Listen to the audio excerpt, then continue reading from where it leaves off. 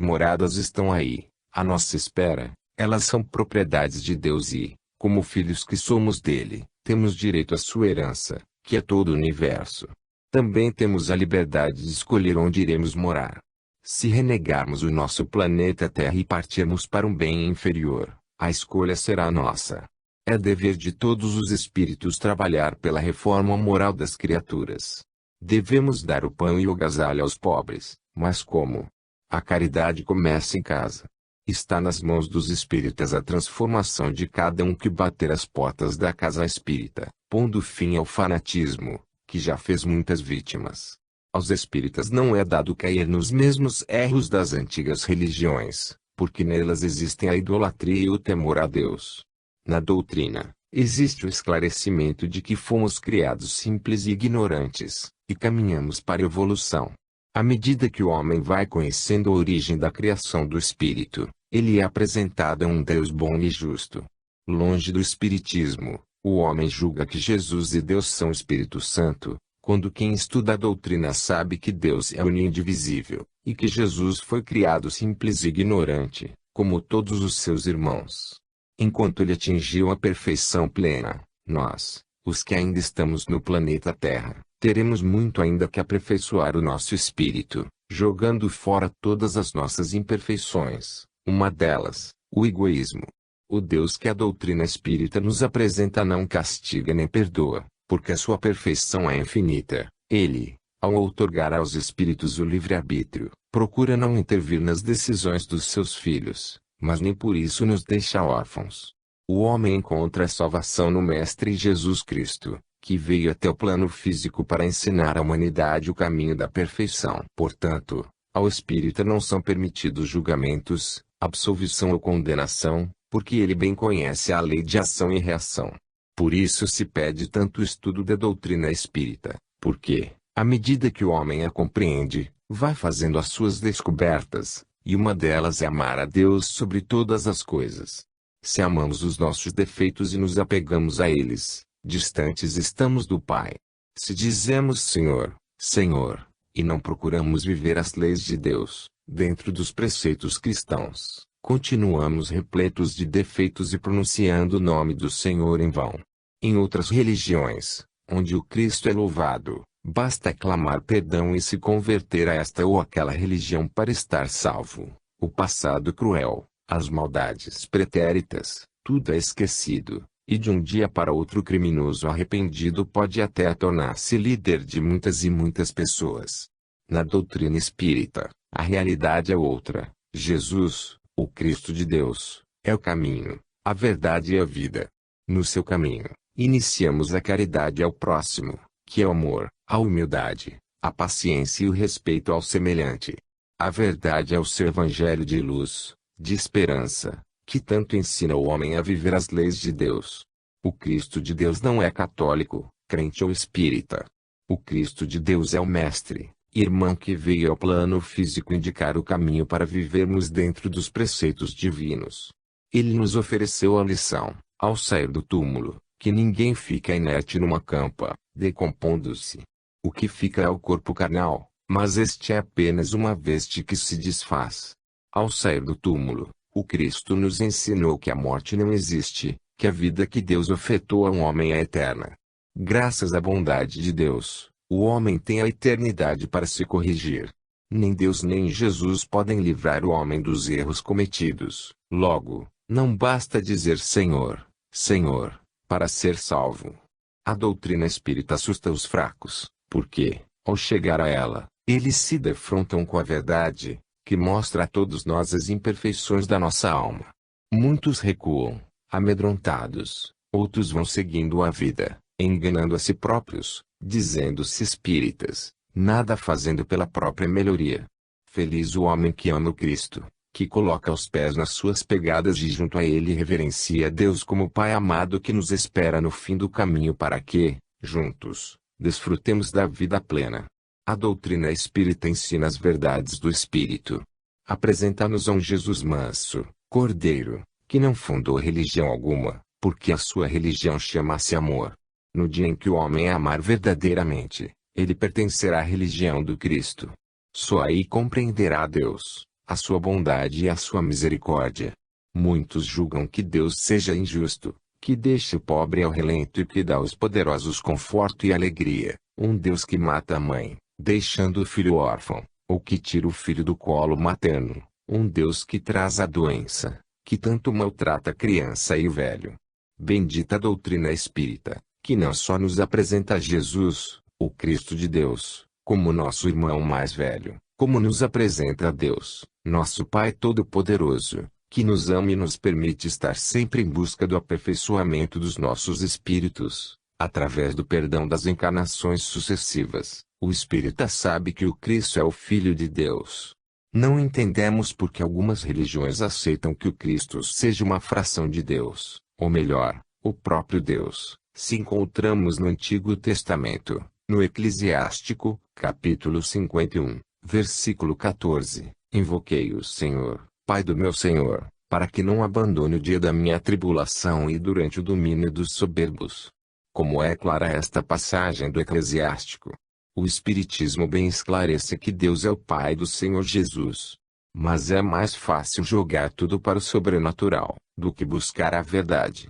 Outra passagem do Eclesiástico, capítulo 15, diz: Ele Deus criou o homem desde o princípio, e deixou-o na mão do seu próprio juízo. Ele deu-lhe mais os seus mandamentos e os seus preceitos. Ele se quiseres observar os mandamentos, e tu conservares sempre a fidelidade que agrada. Ele pôs diante de ti a água e o fogo, lança toma o que quiseres. Nenhuma religião prega tanto a reforma íntima como a doutrina espírita, que faz com que o homem tome conhecimento da sua grande responsabilidade com a atual encarnação. Quem, na doutrina espírita, não sabe o que é o livre-arbítrio. Neste versículo 17, do capítulo 15 do Eclesiástico, ele pôs diante de ti a água e o fogo, lança toma o que quiseres. Isso fica bem claro, confirmando o que nos dizem os livros espirituais. Todos têm a liberdade de escolha, a cada um basta a própria consciência. E sabemos que no íntimo da consciência, se desejar, o homem descobre as leis de Deus que nela estão grafadas, lei que não é dá-la a si mesmo, mas a qual, ao invés, deve obedecer. É a voz que o chama a sempre amar, a fazer o bem e a fugir do mal quando necessário, e que diz claramente aos ouvidos do seu coração: faz isto, foge daquilo. O homem tem realmente uma lei escrita por Deus na sua consciência, obedecer-lhe depende do homem, e segundo sua consciência será julgado. Os Espíritos do Senhor, através dos mensageiros, fazem aguçar as lembranças adormecidas em nossos espíritos imperfeitos. Por isso dizemos que nas outras religiões o homem ainda não conhece os atributos de Deus, chegando até a temê-lo, pois dizem que ele castiga as nossas faltas. E o Consolador, a doutrina espírita, coloca o homem diante dos atributos de Deus e ninguém fica indiferente a tanta bondade e justiça. Mas se ficarmos apegados à letra, iremos sentir medo dele, pois o julgaremos erradamente, pois iremos pensar que ele mata, castiga e manda para o inferno ou o purgatório.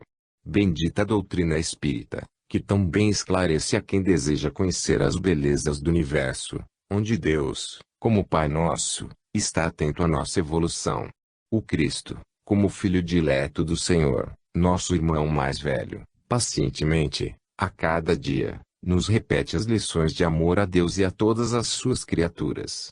Como pode alguém pregar a desunião, o ódio e atacar o próximo, dizendo-se cristão, um soldado do Cristo? Quando Jesus esteve no plano físico, disse aos seus acusadores: o meu reino não é deste mundo. Os reinos do plano físico precisam de exército para defendê-los. O reino do Cristo é de amor e de fraternidade. Aquele que se diz seu seguidor, mas é duro com o próximo, critica e ataca outras religiões com palavras caluniadoras, não pode, de maneira alguma, dizer-se um apóstolo do Senhor. Bendita a doutrina espírita, que educa o homem e cujos adeptos não estão armados da crítica, dizendo-se defensores do Cristo.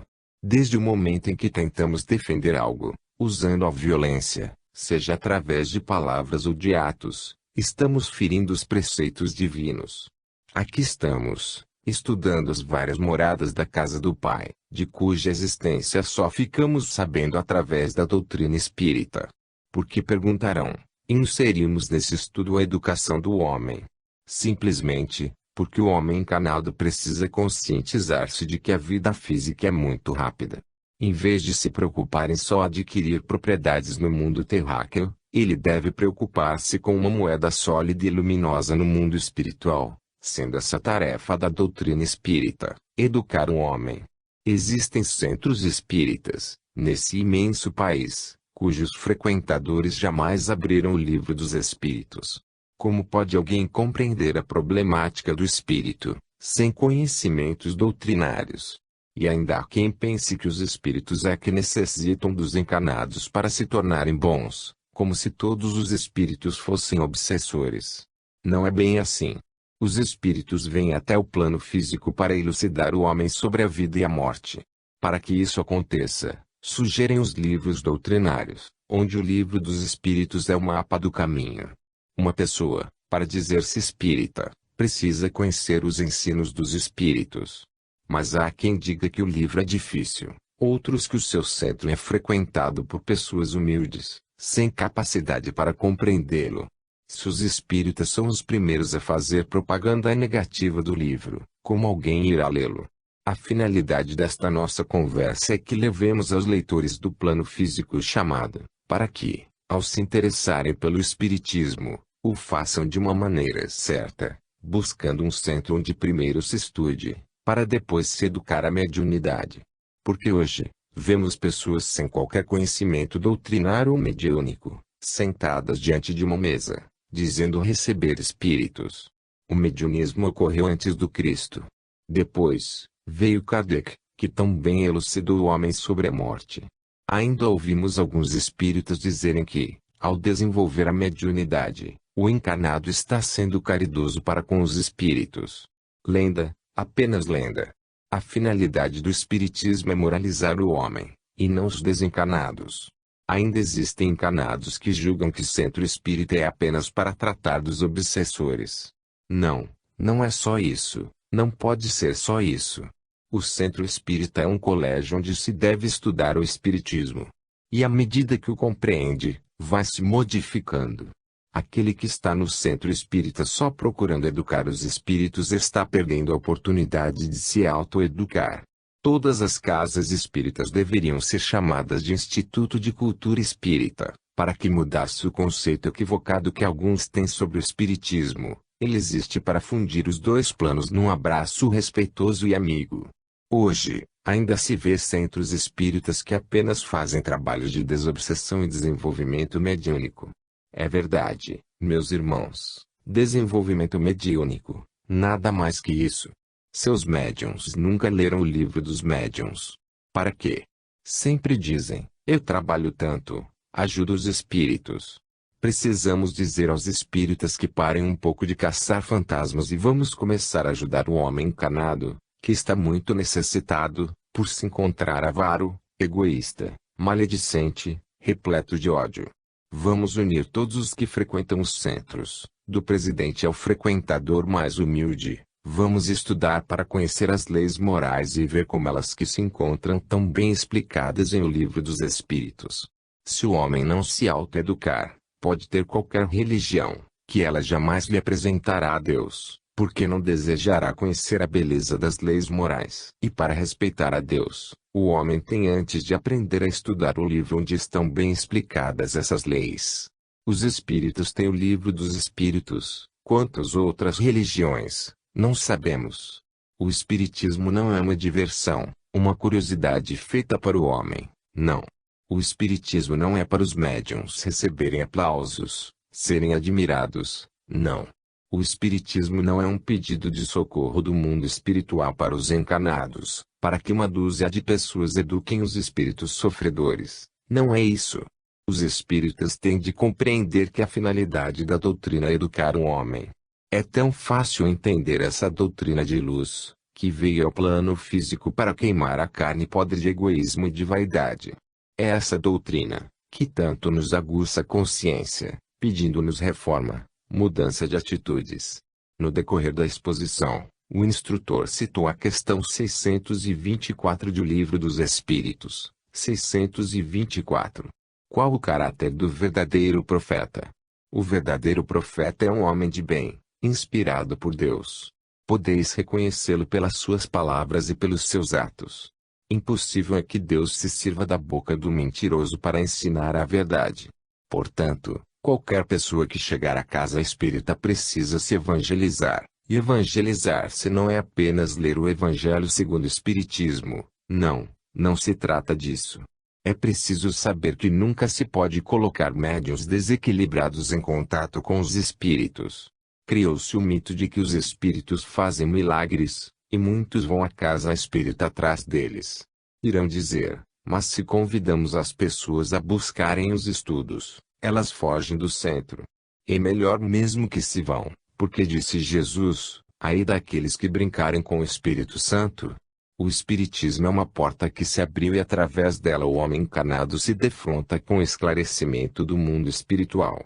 Um centro espírita não é um lugar qualquer, ele deve constituir-se em um hospital de almas, uma clínica de cirurgia plástica onde, ao estudar a doutrina e colocá-la em nossas vidas, vamos, pouco a pouco, ficando menos feios. Para que isso venha a acontecer, precisamos urgentemente munir seus adeptos de ferramentas chamadas fé, humildade, perseverança e amor. As moradas são inúmeras e passamos por algumas somente, mas todos terão, um dia, uma bela morada na casa do Pai. Comecemos hoje a grande caminhada. Após breve pausa, continuou o instrutor, temos a certeza de que as casas espíritas do plano físico, transformadas em pequenos hospitais e escolas, abrigarão sob seus tetos todos aqueles que desejarem evoluir. O trabalho se avoluma, à medida que se aproxima a grande transformação da humanidade. A casa do Pai é a imensidade do universo. Capítulo 15. O respeito aos mais velhos. Os mundos estavam bem presentes diante de nós, mas o meu coração bateu forte quando eu vi a nossa terra de expiação e provas. Olhei os outros rostos, todos apresentavam uma expressão de amor, muito amor, pelo planeta em que vivemos. Nesse momento, foi projetada a questão 625 do Livro dos Espíritos. 625. Qual o tipo mais perfeito que Deus tem oferecido ao homem, para lhe servir de guia e modelo? Jesus. Para o homem, Jesus constitui o tipo da perfeição moral a que a humanidade pode aspirar na Terra. Deus nos oferece como o mais perfeito modelo e a doutrina que ensinou é a expressão mais pura da lei do Senhor, porque, sendo ele o mais puro de quantos tem aparecido na terra, o Espírito Divino o animava. Quanto aos que, pretendendo instruir o homem na lei de Deus, o têm transviado, ensinando-lhes falsos princípios, isso aconteceu por haverem deixado que os dominassem sentimentos demasiado terrenos e por terem confundido as leis que regulam as condições da vida da alma, com as que regem a vida do corpo. Muitos hão apresentado como leis divinas simples leis humanas estatuídas para servir às paixões e dominar os homens. Meditando sobre a palestra, eu me indagava, por que querem transformar a doutrina em templos apenas, e não em hospitais de almas, cujo médico, Jesus Cristo, veio à Terra para curar, se a finalidade da doutrina espírita é educar o homem, levá-lo à perfeição. Essa é a causa de, na doutrina, não existirem pastores ou sacerdotes, existem irmãos, no mesmo nível evolutivo, lutando para tornarem-se melhores. A casa verdadeira ensina a sua diretoria a sentar-se nos bancos de estudo e, junto aos aprendizes, também aprender, porque ninguém é professor, mestre, somente ele, Jesus. Como uma diretoria omissa pode bem conduzir os estudos doutrinários? Para que a casa seja um hospital de almas, deve possuir uma diretoria disciplinada, cuja presença seja constante no centro espírita. Trabalho, estudo e disciplina não fazem mal algum. A negligência, a falta de amor à doutrina, sim, acabam com qualquer centro espírita. Interessante é que, enquanto ouvíamos a palestra, na tela eram exibidas todas as casas do Pai, como um convite à evolução. O instrutor encerrou sua exposição com uma prece, mas nós ainda ali permanecemos, assistindo a vários filmes sobre o universo, sobre a necessidade de o homem buscar a perfeição, e o grande remédio é a doutrina espírita.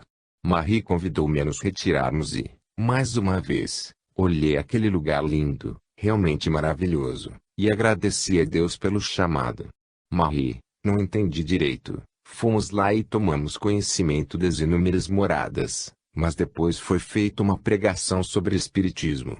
Por quê? A grande tarefa dos espíritos é melhorar o homem, para que ele busque a felicidade. O espiritismo é um assistente social que tem como tarefa ensinar o iniciante desde as primeiras coisas, para que ele venha, um dia, a saber morar numa bela casa. Tem razão. Quem desejar ir para o paraíso tem de arrumar uma bagagem de boas obras. Marie sorriu, e dali fomos saindo. Como sempre, a Túlia observava.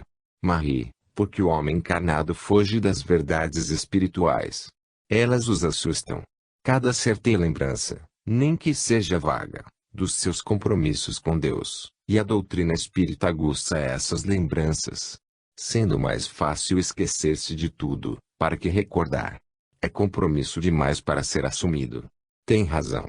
Até nos meios espíritas encontramos pessoas que só gostam de ouvir palestras, tomar passes e nada mais. Estão sempre alegando falta de tempo e é esse tempo que, cada vez mais, torna-se nosso inimigo. Logo estávamos em minha colônia. Marie despediu-se, dando-me 2 dias de folga, o que me pegou de surpresa. O que farei nesses 2 dias? Logo perguntei. Ela sorriu. Os dias lhe pertencem, são suas folgas, e bem merecidas. Luiz, depois do seu descanso, voltaremos a nos encontrar na ala 42 da universidade. Bom repouso. E quem disse que estou cansado? Falei, já me deitando na relva. Ali fiquei até o entardecer, quando ouvi uma voz melodiosa cantar um louvor a Maria. Fui até meu lar, uma casa pequenina, onde vivo com minha avó. Vovó Margarida, como sempre, recebeu-me sorridente e feliz. Quem a conheceu bem sabe do seu temperamento humilde e bom. Luiz Sérgio, você não para em casa, tem razão, fofinha, hoje sou um soldado do Cristo. Ela me abraçou bem forte, falando, precisamos orar, e muito. Como vovó tem razão. Não se concebe um espírita sem oração. Não existe espírita cristão se ele não orar e vigiar, medindo as palavras para não deixar ruir a sua casa pelos remorsos. Falamos sobre vários assuntos e ninguém melhor do que vovó Margarida para me animar a prosseguir o meu trabalho. A Ana, que mora conosco, aproximou-se e disse: Luiz, ninguém tem o direito de destruir os trilhos, principalmente quando o trem necessita tanto deles. Ficar nas bordas do caminho e só apedrejar o próximo é falta de evangelho. Vovó, esqueça isso, ninguém contém o vento e nós fazemos parte desse imenso exército do Cristo. Como é bom estar em casa. Muitas coisas fiz nesses 2 dias, ajudando minha avó a completar o seu trabalho. Ela, muito saltitante, logo estava me paparicando, toda feliz. Presenciando a felicidade da vovó, recordei os idosos que são rejeitados pelas famílias, sem compreenderem o comportamento deles. Quão bonita é a família onde filhos e avós, se presentes, entrosam-se harmoniosamente. Mas também queremos dizer que é preciso saber envelhecer, e envelhecer bem significa autossatisfação, sentir-se aceito pela sociedade, porque existem pessoas que são complexadas, julgando que a sociedade não gosta delas. Portanto, os idosos devem tudo fazer para não se tornarem decrépitos. Existem muitos idosos que desejam passar por vítimas e tudo fazem para serem chamados de coitadinhos. Ainda é na família que o idoso encontra o seu bem-estar. A família deve ter respeito por eles, porque eles sempre se sentem inseguros, temendo ser rejeitados.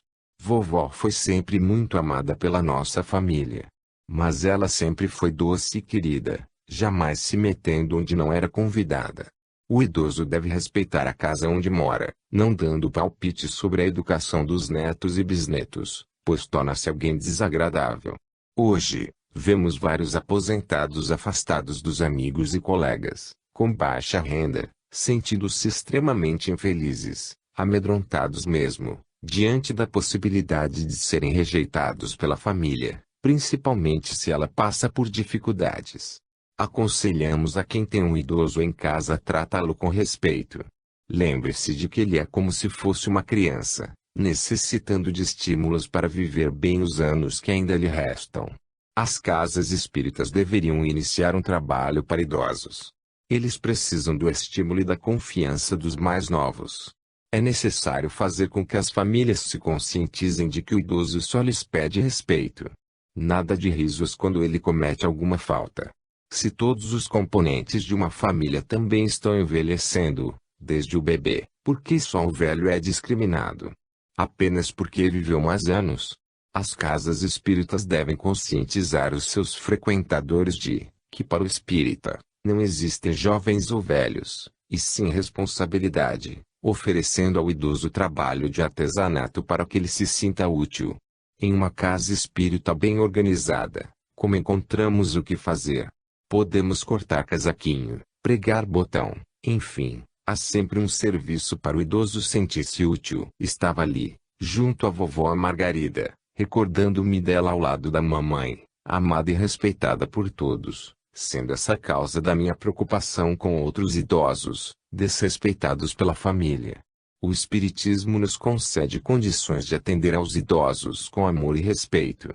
Muitas coisas o idoso pode fazer: crochê para o bazar anual da casa, sapatinhos para os enxovais, confeccionar enxovais para as crianças pobres, aprender a pintar quadros, cantar no coral, enfim, existem tantas coisas para se fazer na casa espírita. O homem não tem idade. Desde os 4 até os 100 anos, o ser humano deve ser tratado com confiança e respeito. No Brasil, há muito preconceito com os idosos, e esse preconceito vem de dentro da própria família. Em outros países os velhos vivem melhor assistidos, passeiam, amam-se. Agora, no Brasil, o velho é tratado como traste que não serve mais para nada. Sabemos que Francisca Teresa sonha com uma creche, onde os idosos irão cuidar das crianças. Eles terão preocupação com as crianças, que encontrarão nos idosos o carinho de pais e de avós. Hoje uma jovem de 25 anos já se considera velha, porque a mídia elege ninfetas de 13 e 14 anos como símbolos sexuais. O que estamos presenciando é o fim da família, a falta de respeito aos mais velhos. Hoje os jovens estão fantasiados de mendigos calças com fundilhos grandes, arrastando pelo chão, com aparência de sujas, brincos e piercing em todos os lugares possíveis, mascando chicletes e cuspindo pelo chão. Em modismo. E o boné, virado para trás, sujo ou contendo alguma propaganda, às vezes até da maconha. E a família, como procede com estes filhos? Acham que irão mudar com a chegada dos anos. Quanto ao caso do boné, causa-nos estranheza que até alguns jovens espíritas adentram o centro de boné, quando sabemos que a boa educação ensina o homem a tirar o chapéu quando entrar em qualquer recinto. O mesmo deveria ser feito quando adentramos um centro espírita. Também vemos jovens e senhores sentados à mesa de refeição, de boné ou de chapéu. Será educado esse ato? Perguntei à vovó o que ela achava do assunto. Luiz Sérgio: diante de Deus devemos ter uma postura digna, e Ele sempre senta-se conosco à hora da refeição. Portanto, sentar-se à mesa sem camisa ou de chapéu é falta de respeito, ou melhor, falta de educação. Em nosso lar desfrutei de horas proveitosas e busquei na lembrança o início do meu trabalho com os drogados, com o livro Na Esperança de uma Nova Vida, o quanto me assustava com o fato que até aí era desconhecido por mim. Foi um livro importante em minha existência. Quanto aprendemos com ele. Ao escrevê-lo, ficava horas estudando o Evangelho, querendo memorizar as páginas desse livro amigo. Quanta lição de amor, de caridade. Ninguém pode calcular. Antes, eu era um pássaro, deslumbrado com o sussurro dos ventos. Quando me preparava para o trabalho com os mensageiros de Maria, encontrei um ninho onde abrigado fui por um imenso amor, e grandes lições de humildade e caridade recebi. Mas esse livro também me trouxe algumas rejeições do mundo espírita, alguns ataques. Muitos me julgavam para a frente, jovem e inexperiente, porque usava uma linguagem simples. Um dia estava tristonho, quando o Okage, o nosso querido amigo, aconselhou-me: Luiz, não desanime nunca, quaisquer que sejam as circunstâncias, pois também nós, no plano físico, muitas vezes fomos atacados e caímos, mas sempre nos erguemos, sempre nos levantamos. Quantas vezes fomos criticados e ofendidos? Quantas vezes choramos por todos aqueles infelizes que pregavam a violência, querendo mostrar-lhes a verdade? Muitos não entendiam, mas com fé em Deus e um grande amor pela paz acabamos por concluir nossa jornada reencarnatória, saindo vitoriosos. Lembre-se, Luiz, de que em todos os caminhos que levam às vitórias encontramos ofensores e desafetos, mãos ociosas que atiram pedras pontiagudas de calúnias e ódio. Mas aquele que crê em Deus e em si próprio sempre chegará ao final da sua jornada vitorioso. O importante, Luiz Sérgio, é não se sentir ofendido, orar sempre por aqueles que caluniam, calar-se diante dos trovões das críticas e voar além das calúnias. Meus olhos marejaram de lágrimas ao recordar esse instante de paz com Okage, quando escutei meu nome sendo pronunciado com imenso carinho, Luiz Sérgio. Era vovó, que me chamava para participar do culto do Evangelho no lar. Assim passei os meus dias de folga. Lemos muito, fizemos, cada qual, uma boa avaliação de todas as nossas pegadas no mundo espiritual e percebemos que já demos alguns passos para frente, graças a você, leitor amigo, que sempre vibra em prol do nosso crescimento espiritual. Oramos por você, garotão, cuja mãe obriga a ler os meus livros. A mulher sozinha, que nos pede que a ajudemos no problema do filho viciado, dizemos, estamos ao seu lado, pedindo a Maria de Nazaré que lhe dê forças. Suplicamos pela mãe, que olha as estrelas no céu em busca do filho que voltou ao mundo espiritual, cuja saudade lhe feriu o coração partido pela dor. Estamos ao lado do médium iniciante, que julga que ao estudar a mediunidade tudo vai ficar mais fácil, não sabendo que a vida mediúnica é um sacerdócio repleto de renúncias. Estamos ao lado do centro espírita que luta pela verdade, cuja disciplina é a sua bandeira. Não somos uma estrela de real grandeza, mas tentamos nos tornar uma brisa que refresca, que abraça e faz companhia ao nosso próximo. É isso aí, camarada, o papai que hoje está romântico, saudoso e enchendo o pulmão de oxigênio para voar além das estrelas e galgar as moradas da casa do pai. Assim passei meus dias de folga. Capítulo 16. O avanço da tuberculose. Saindo do devaneio, deixei nossa casinha e logo estava com a amiga Marie. Luiz, como foram aproveitados os seus dias? Muito bem. Coloquei as ideias em ordem e continuo do jeito que sou, alegre e esperançoso. E como o vento que sopra, a chuva que cai, a brisa que refresca, a semente que germina, o sol que beija o charco, assim procuro me tornar. De hoje em diante, Marie, deixamos de ser uma aranha, cujo brilho do sol impulsionava para frente, mas que o gato de botas a cada dia oprimia com sua força e com sua maldade. Deixei de ser areia e, por mercê de Deus, conscientizei-me de que sou seu filho e de que estou sendo levado até ele pelas águas do mar da vida. Já não temo o trovão, as tempestades ou as pedras pontiagudas. Nada detém os passos de um filho de Deus, e sei que a lhe pertencem as nossas tarefas. Bravo! Ficamos felizes, assim é o menino que conhecemos, bom, forte criança. Marie, você não acha que devo amadurecer? Nós sempre amadurecemos, queremos ou não. Agora, não gostaria que você, Luiz, ficasse sisudo para ser agradável àqueles que julgam que o espiritismo é lágrima, sofrimento e dor.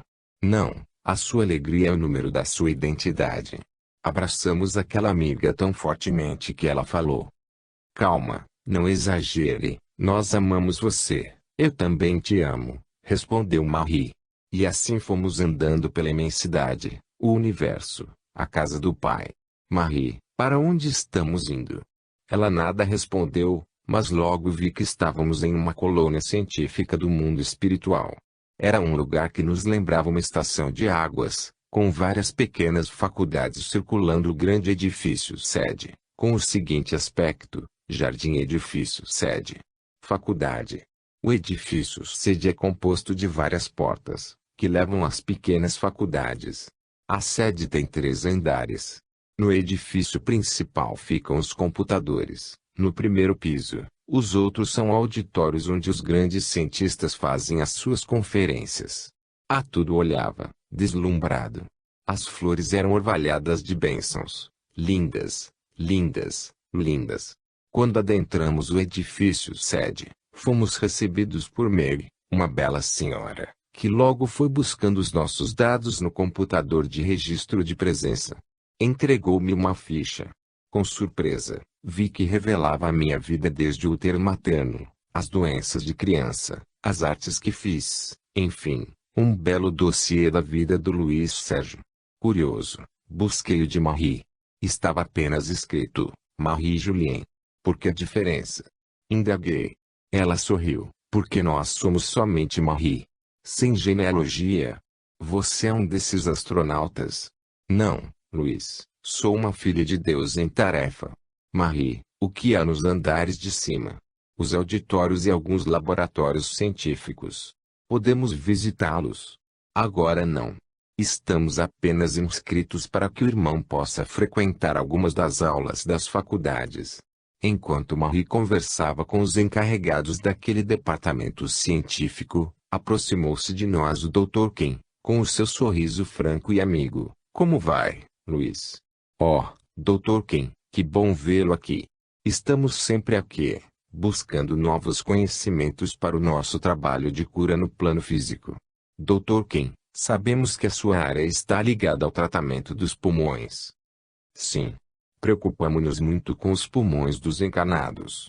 A cada minuto as vias respiratórias são agredidas cruelmente pelo homem, alheio à bênção divina que vem a ser o simples ato de respirar.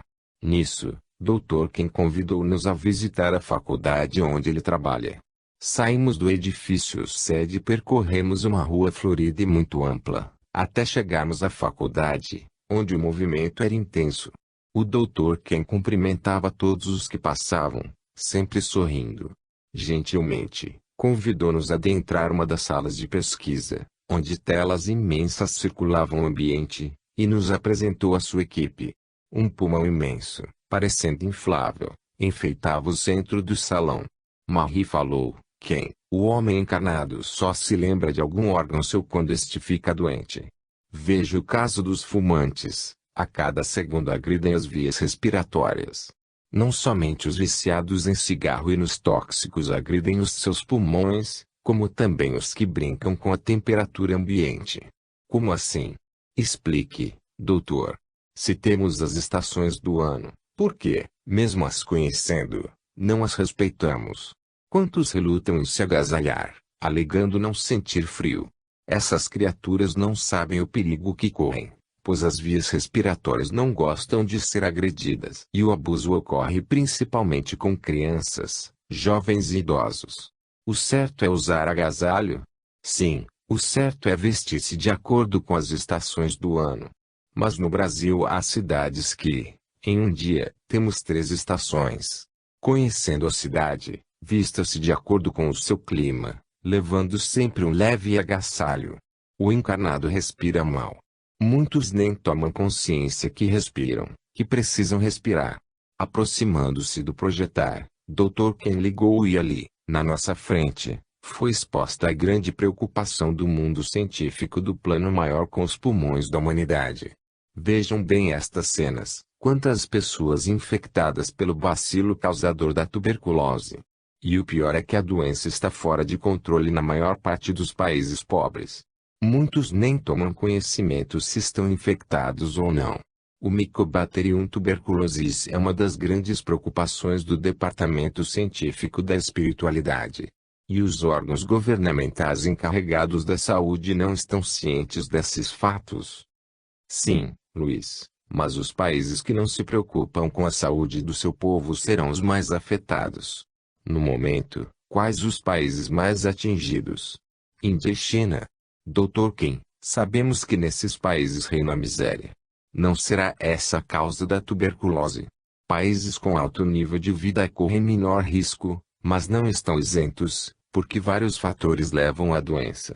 Em muitos casos, as pessoas estão infectadas, mas sem os sintomas da doença. Sendo ela contagiosa, logo se alastra. Em países onde o sistema de saúde é precário, o aumento da tuberculose será alarmante. Ela ataca somente os homens. Hoje existem muitas mulheres jovens infectadas pela doença. Ela causa morte fulminante. Não. A bactéria pode permanecer oculta durante anos e se manifestar quando o sistema imunológico estiver enfraquecido.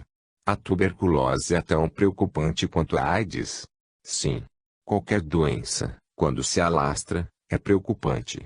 Ninguém hoje se preocupa com a tuberculose. Antes, dizia-se que era doença de boêmios e poetas. Vejam bem, boêmios e poetas. Muitos, na boemia, se esquecem de proteger o corpo e, expondo-se ao sereno e à friagem das madrugadas, o corpo se enfraquece em noitadas. Os poetas alimentavam-se mal, sendo muitas vezes essa a causa de aparecer a doença. Hoje, o jovem troca o dia pela noite e se alimenta erradamente. Irmão, porque o encarnado não respeita o seu corpo.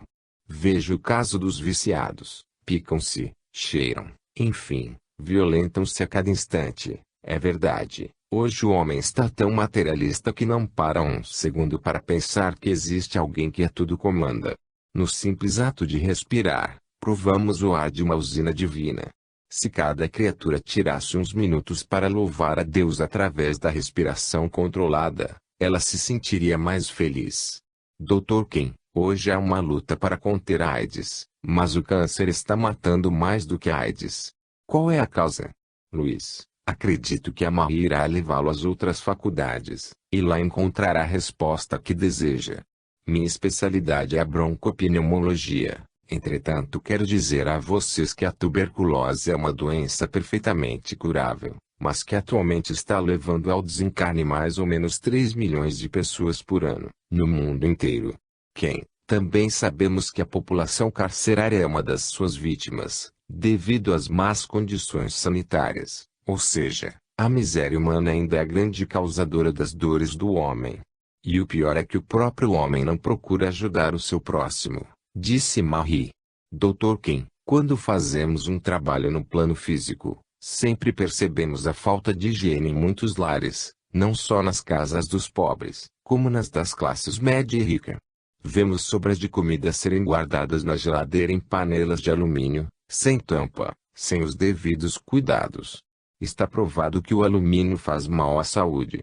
Vemos donas de casa guardando as sobras de arroz por dias e dias. Também aprendemos que os fungos tomam conta do arroz em poucas horas depois de cozido.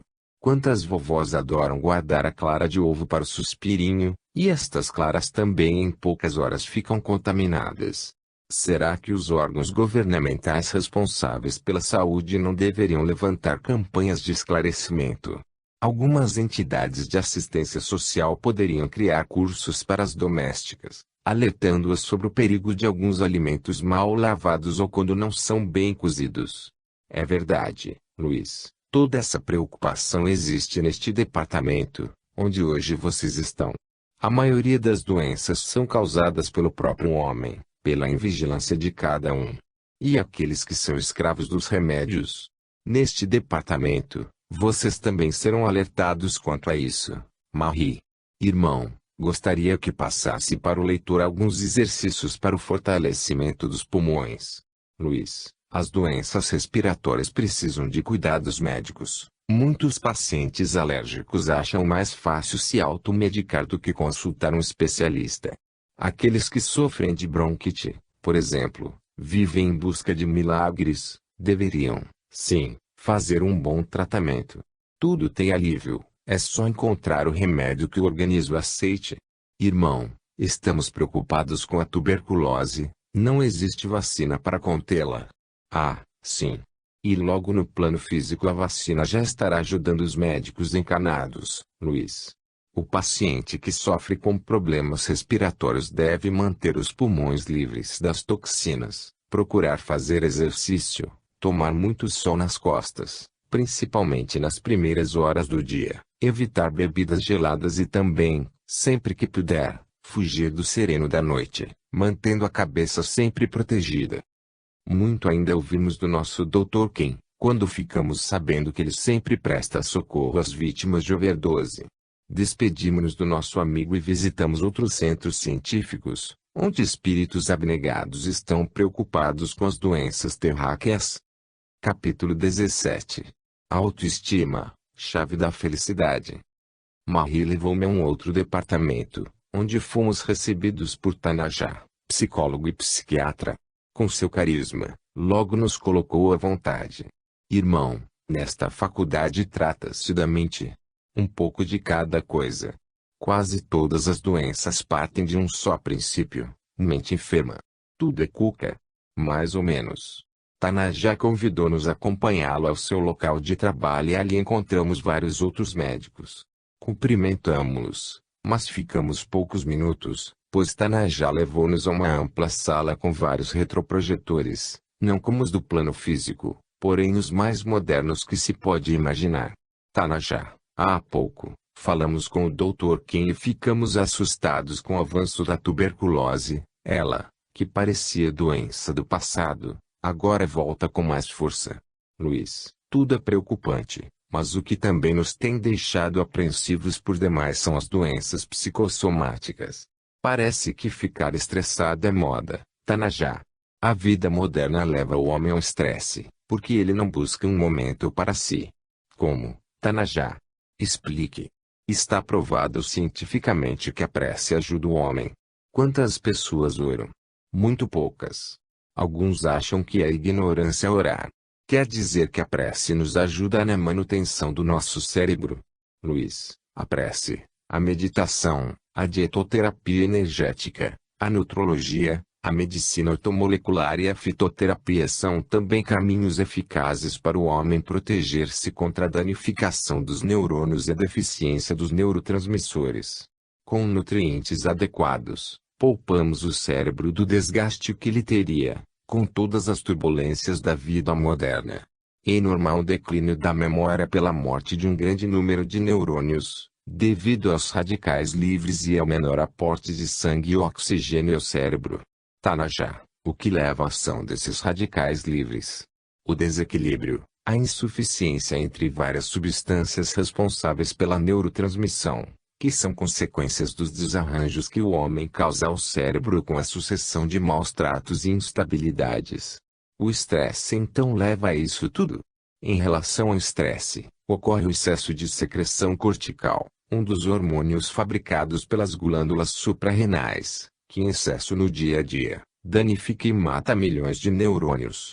O homem, por qualquer coisa, se desespera, vendo-se coado e amedrontado. E aí diminui-lhe a autoestima, vindo, ao mesmo tempo, a tristeza, pelo déficit de serotonina, e a diminuição da libido, pela deficiência hormonal, porque corpo e mente estão desgastados. Então o homem deve evitar o estresse, que pode levar à depressão, e esta causar danos ao cérebro, certo? Luiz Sérgio, o homem suicida-se através da má alimentação e dos maus pensamentos. Ele não deseja aprender a pensar bem, almeja, sim, viver além das horas do relógio, e como seu corpo também é uma máquina, que precisa ser respeitada, quando é agredida, vem a falhar. O estresse afeta o sistema imunológico, aumentando o risco também das infecções. Em um livro nosso falamos da fadiga crônica. Muitos remédios ajudam a reduzir os efeitos da fadiga crônica, ao inibirem a liberação de cortisol, o hormônio do estresse, impedindo, desta forma, que ele sobrecarregue o sistema imunológico. Então, Tanajá, a fé é que traz alegria ao coração, podendo fortalecer a mente. Sim. O homem deve dar os passos de acordo com a sua capacidade. O mal da época moderna é que o homem está parecendo um animal, corre, corre, corre, e muitas vezes esquece-se até de se alimentar. Vemos pessoas cuja vida lhes proporcionou todo conforto, família equilibrada, mas vivem estressadas e em depressão, tudo as aborrece. O que o homem necessita é buscar Deus e fazer um acordo com Ele, para que o Criador possa ouvi-lo todos os dias, através da meditação. Só assim o homem vai parar um pouco o fluxo do seu pensamento e procurar fortalecer o cérebro. Os orientais costumaram dizer que o coração rege a mente, e o que é bom para o coração é bom para o cérebro. Hoje vemos que o homem está infeliz, porque o seu coração está inquieto e vazio. E quando o coração está desocupado, a mente entra em desalinho. Aí vem a falta de autoestima e, sem motivação, o homem se entristece.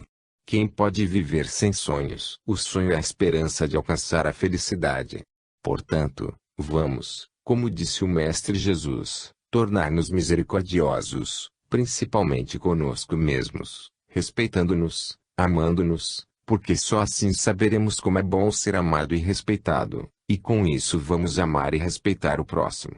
Ter o coração vazio de sentimentos nobres faz com que coloquemos nele a tristeza e o medo, e aí, como é o coração que rege a mente, esta morre de tristeza, como dizem os orientais. O homem corre em busca do conforto, da projeção social, dos divertimentos, sem recordar que o ar que respira é uma emanação divina, sem se lembrar de agradecer a fonte de onde provém. O homem quer ganhar o céu, mas não deseja colocar os pés na estrada do Mestre, preferindo os caminhos asfaltados do mundo material. E ninguém vive bem, longe da fonte da vida e do equilíbrio, Deus. Esta é a causa de presenciarmos, no momento atual, tanto desequilíbrio, tais como incompreensão conjugal, desrespeito à família, falta de força na educação dos filhos, enfim, o desconhecimento total das leis de Deus. Muitos homens julgam que não possuem um mandatário, que não têm dono e que, estando no plano físico, a ninguém devem satisfação de seus atos. Puro engano. Cada ser, por mais simples que seja, obedece à hierarquia da vida, e seus atos estão sendo catalogados nos computadores do plano maior. Poucos se contentam com o que têm, ou melhor, sabem aproveitar as horas de um dia. Alguns choram de saudades, outros preocupam-se com o dia de amanhã. Porque não procuram viver as horas do dia, como se elas fossem os 12 meses do ano. Desde o amanhecer, ao se espreguiçar na cama, deve o homem parar um pouco e perguntar: quem é capaz de fazer um corpo tão perfeito como este que eu tenho? Procure espreguiçar o máximo possível, bem devagar. Se prestar atenção no fluxo da sua respiração, irá sentir que Deus está dentro de si, que o ar que respiramos dele emana. Ao nos autoanalisarmos, adentramos o nosso corpo físico e descobrimos que cada departamento seu merece respeito, principalmente a nossa mente e o nosso coração. Por que sobrecarregá-los com o lixo da saudade em desequilíbrio? Não bastam as muitas horas do dia que devemos bem aproveitar no hoje, e ainda vamos buscar as que já passaram ou as que ainda nem sabemos como serão, as do amanhã? Morrer de saudade, como dizem alguns, ou ficar irritado ao recordar os fatos tristes que vivemos causados por alguém, tudo é lixo, e esses detritos poluem o nosso cérebro e fazem mal para o nosso coração. O Cristo, como mestre que é, e grande conhecedor das almas, alertou a todos de que não se preocupassem com o dia de amanhã, também falando: deixai os mortos enterrarem seus mortos. Aquele que não aproveita o dia que chega com o alvorecer, e fica jogando lágrimas no jardim da saudade e da revolta é um morto que enterra morto, porque quem é vivo busca viver, e viver é aproveitar bem as horas de um dia, plantando a cada segundo um jardim de esperançosas realidades. Para que isso venha a acontecer, o homem tem de buscar a autoestima, nunca desanimar, nunca pensar negativamente, nunca sentir-se a pior e a mais infeliz das criaturas. Com a chegada da aurora, que é o amanhecer de cada dia, o homem tem de buscar o néctar da vida e do amor, que é Deus. Se não nos agarrarmos a ele, não obteremos a força necessária para superar a ociosidade da alma, muitas vezes comprometida com o ontem, sendo esta a causa de hoje, mesmo vivendo uma nova existência, não desejarmos lutar para obter a felicidade. A ignorância leva o homem a não observar o que se passa ao seu redor e o desequilíbrio leva-o a desejar uma felicidade fictícia. Muitas vezes, ao procurá-la, deixa lágrimas no seu caminho e, em vez de felicidade, sente remorsos. Uns dizem que a fé é a palerma, outros, que leva ao fanatismo, outros, ainda, que é coisa de gente ignorante. Queremos dizer que a fé em Deus, o respeito à sua Constituição, que é imutável, jamais conduz ao fanatismo. Muitas vezes são essas pessoas sem fé que se tornam presa fácil dos ídolos de pedra, que são as seitas com homens desprovidos do amor a Deus. Mas aquele que segue as leis divinas encontrará força nele mesmo para se autoeducar, e quem se autoeduca tem autoestima. Tanajá. Hoje parece que todo mundo sofre de depressão. Pode dizer-me a causa? Luiz Sérgio, o que acabamos de falar é uma verdade. O homem vive insatisfeito com tudo. Ele não agradece a Deus o que tem e, muitas vezes, perde até o que considera pouco. Na vida física, Luiz Sérgio e Marie, o homem está sempre estudando. Desde que nasce ele reaprende a viver em um corpo físico e, quando atinge a maioridade, começa a ter vida independente. É o mesmo que já lhe aconteceu, quando era apenas uma criança espiritual, vivendo no reino mineral. Portanto, o espírito retorna à carne e é recebido por uma família composta não de desconhecidos, mas de velhos companheiros nos erros e nas conquistas. E esta família, como fazem os espíritos encarregados de velarem pelas essências quando elas estão adormecidas, ou sonhando, ou despertando dos seus reinos, tem de ajudá-lo, orientá-lo, guiá-lo, até o despertar da consciência, para que se veja livre e tome o caminho do resgate das dívidas passadas. Por isso é importante o fortalecimento da família, que tem um papel relevante no crescimento espiritual de cada espírito confiado a ela. Aos pais que abandonam os filhos, aqueles que são indiferentes a eles, ou aos fracos, muito será cobrado. Então, o certo é a família preparar a criança para ter autoestima, só assim ela vai respeitar a si mesma e ao próximo. Sim, Luiz. A autoestima é autoequilíbrio. Sem equilíbrio, disciplina e amor o homem não tem o que ofertar a outrem. A educação da criança deve iniciar-se no ventre materno. O triste é muitos desconhecerem a responsabilidade da procriação, julgando que o momento sexual é apenas um momento de prazer. Não deixa de ser, pois o sexo é prazeroso, mas ele, assim como dá prazer, também traz consequências sérias se não for respeitado como deve ser. Tanajá. Parece que atualmente é normal, para os jovens, ter inúmeros parceiros. Por que isso está acontecendo? Porque a família está desequilibrada. Hoje os lares são apenas pousadas, poucos chefes de família ainda sentam-se à mesa e exigem a presença dos filhos. As crianças, os jovens e os adultos têm vida independente e muitas vezes não se veem, são estranhos uns dos outros, desconhecendo o que está se passando com aquele que foi escolhido por um e por outro para viverem uma existência juntos. É essa indiferença familiar a causa de quase todas as neuroses que hoje o homem carrega a vida afora. Poucos podem dizer, eu tenho um lar onde os meus pais, os meus irmãos, preocupam-se comigo. Tanajá. Essa é a causa da gravidez precoce. Luiz Sérgio. As meninas estão ficando adolescentes muito cedo, e as adolescentes ficando mulheres ainda mais cedo. Sem preparo para enfrentar a vida sozinha, a jovem inicia a bela época de uma vida, a adolescência, com graves problemas, como controlar a natalidade, esconder relacionamentos dos pais, conciliar estudo e vida sexual, que às vezes é intensa. Não acham que isso é demais para um coração e um cérebro jovens? Nós achamos que é uma bomba poderosa, criando conflitos de consciência que vão tornar fraca e insegura a jovem que tinha tudo para ser feliz. São esses pais que amanhã entregarão à sociedade homens e mulheres. Queira Deus a imaturidade não faça com que eles entreguem ao convívio social doentes do corpo e da alma. Não há meios de segurar essa juventude. Sim, através da orientação da família. A mulher e o homem adultos devem olhar ao redor e avistar bem junto de si almas que lhe foram confiadas por Deus, e não bonecos de carne. O irmão acha que a mulher liberou-se demais? Não, Marie. A liberdade nunca é demais, ela é uma conquista do homem, como são os conhecimentos. Entretanto, não podemos confundir liberdade com irresponsabilidade. O que vemos agora não é uma juventude vivendo com a liberdade. Deparamo-nos com uma juventude sem limites, dizendo-se livre, mas prisioneira dos vícios, matando sonhos, destruindo lares, envergonhando os pais com seus atos indignos. Liberdade total ninguém tem. Cada um de nós tem nas mãos algo sublime, chamado livre-arbítrio, e quem conhece o valor desse tesouro respeita o que chamamos liberdade. Quem não conhece o que vem a ser o livre-arbítrio julga que quem plantar irresponsabilidade vai colher felicidade. Hoje, acreditam